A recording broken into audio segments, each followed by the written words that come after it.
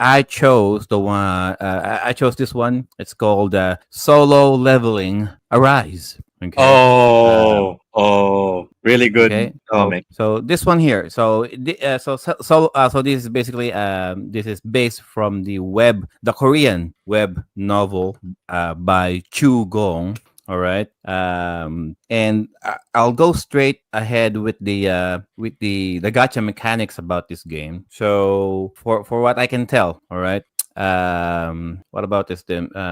For solo leveling Arise, the game gives the player with various reward currencies using gacha mechanics. I love how Ad, like he's describing it and ad. the ad is playing a There video you game. go.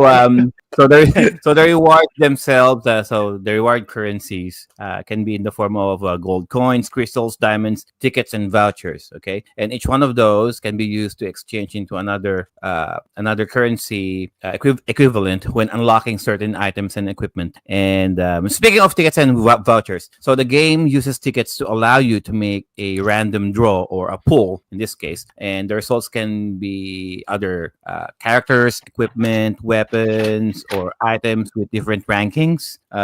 It goes with R, SR, SSR, SSSR, USSR. And whatever you get, you will end up keeping. Although there is also called a special summons draw, which, to my understanding, you will need to pay actual cash money, actual dollars, for you to keep whatever shows up. So that means even if you pull out the best items or the best characters so far, unless you pay for them, you won't be able to keep it. That's the thing. Well, what else about to say about this game? So you will get other rewards by getting achievements and completing certain challenges. Such as doing certain tasks a number of times, fighting certain enemies, or finishing quests or a story chapter. You will also get rewards for completing daily missions, including logging back in and out after enough hours has passed since you last played. And once you get to clear out the monster dungeons, in this case called gates, that's what they call them, gates. You can mine for crystals. With enough crystals, you can exchange the crystals for other items that can enhance your weapons and your equipment. And each gate has their own rank as well, and the mining time varies depending on the rank of a gate. You can speed up the time by paying if you want to. Installing this game for the first time did take me a while, maybe because it depends on your internet speed or your hardware capabilities. And aside from the main program, the revision patches can also take a significant amount of time to download and install. You can let it download on the background as you play, but to my knowledge, the download for the patch will restart from the very beginning if you close the entire game should the download is not yet complete. So if you reach the point of the game where the patch is necessary for you to progress, the game will not let you proceed. And so you'll end up exploring the other features of the game has to offer you while you wait for the patch to complete downloading itself. And for those who are being introduced to solo leveling or being introduced to a role playing game like this, the opening tutorial can be enjoyable or can be very daunting at the same time. Especially for newcomers, the opening tutorial will teach you the basics and the functions of the overall menu of the game. And that said, it will only teach you what you need to know by pointing you automatically on where you should be doing or what you should be where you should be going. While on the tutorial mode, the game will not allow you to skip the basics. Oh, sorry. So the game will allow you to skip the tutorial if you feel you don't want to do it, if you feel like you want to wing it, if you feel like you want to Leroy Jenkins it. Yeah, you can do that. So the whole point of the solo leveling mantra is that in the first place, solo a role playing aspect of it anyway, action based, hack and slash. You have a normal attack button. You can spam a dash button, four other buttons that you can press so you can perform special moves. What else? Oh, you got your you get your HP, and you get your MP. Be careful not to use your skills too much because once your MP is consumed, then you got nothing else. All you can do is just attack normally. And for your special skills, for your special skills, they have their own individual cooldowns, so you cannot really spam them as much. You don't really roam around the whole overall map anyway. So this game is set in post-apocalyptic Korea, South Korea, and you're not really roaming around the map. So you just find gates, and the game will just shows up a map, and the game just prompts you where you are allowed to go. The gates themselves, the dungeons inside the gates, they look well designed. However, they can get really repetitive as you play along, and it goes the same for the monsters as well. So, for those who are familiar with the story, you follow the adventures of Sung Jin Woo, and how he slowly progressed from a low-ranking hunter into the most powerful hunter in South Korea. So, to help Jin Woo to get stronger, he needs to win every battle that comes along and gather experience points. And there are four main ways for the player to get stronger in this.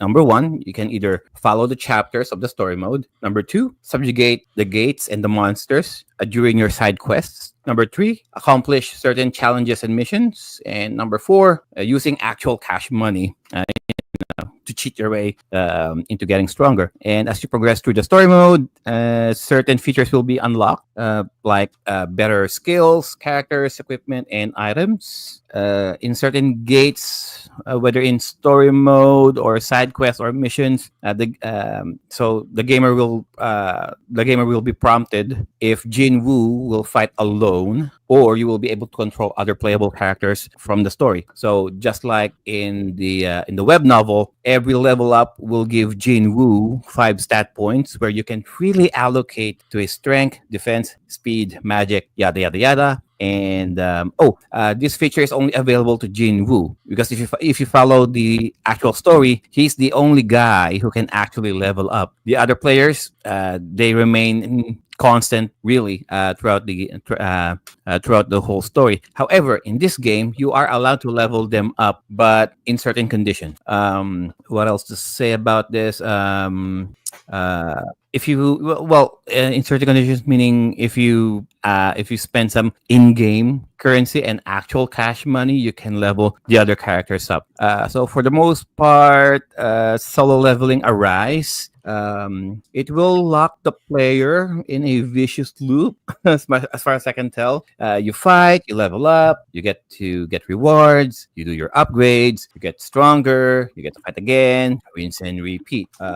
You will control Jin Woo alone during combat. It is solo leveling. It is called solo leveling for a reason. Although you will have other characters as support to give you support, like casting magic or heal you when the time arises. And when doing quests without Jin Woo, you can also fight as one of the characters during battle, and you can swap in and out with the other characters if you include some in your party before the battle begins. This game also will tell you how many hours has been since you last logged in. It will remind you that you have better things to do than wasting your time playing video games. Okay. So far, I only stopped at level 25 with my Jin Woo. So I just like 10 hours at best, just to prepare for this show. And yeah, that's as much as I can tell about solo leveling. Thoughts, guys?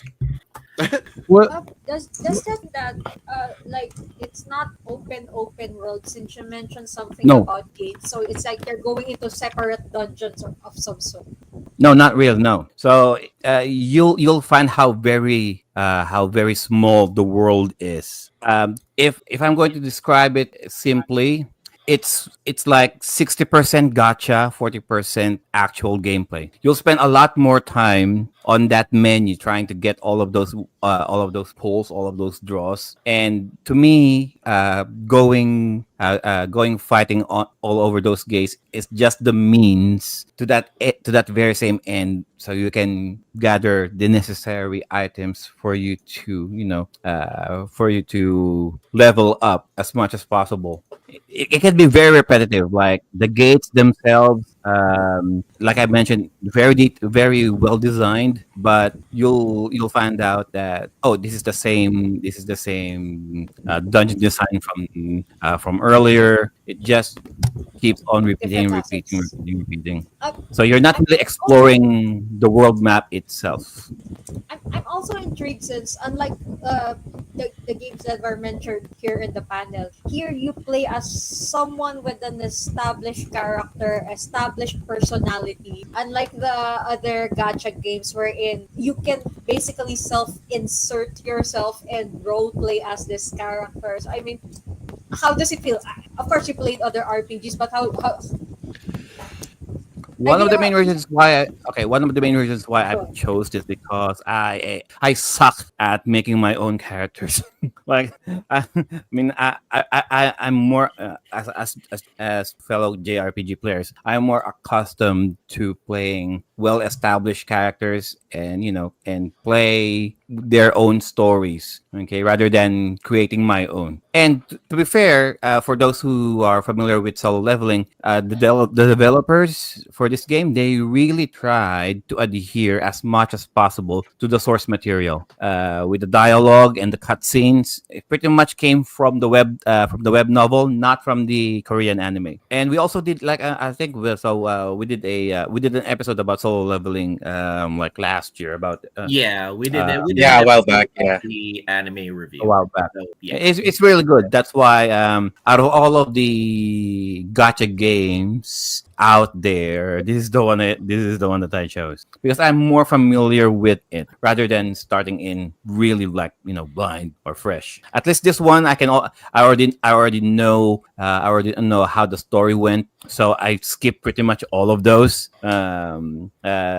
Doing the I skipped pretty much all of the dialogue. I just went ahead doing dungeons left and right just to get all of those power ups as fast as possible, so I can present it to you guys. And yeah, that's solo leveling. Sir Joel, what you think? I would say it's the closest thing that I would probably compare it to is a game that I played before called Guild Wars 2.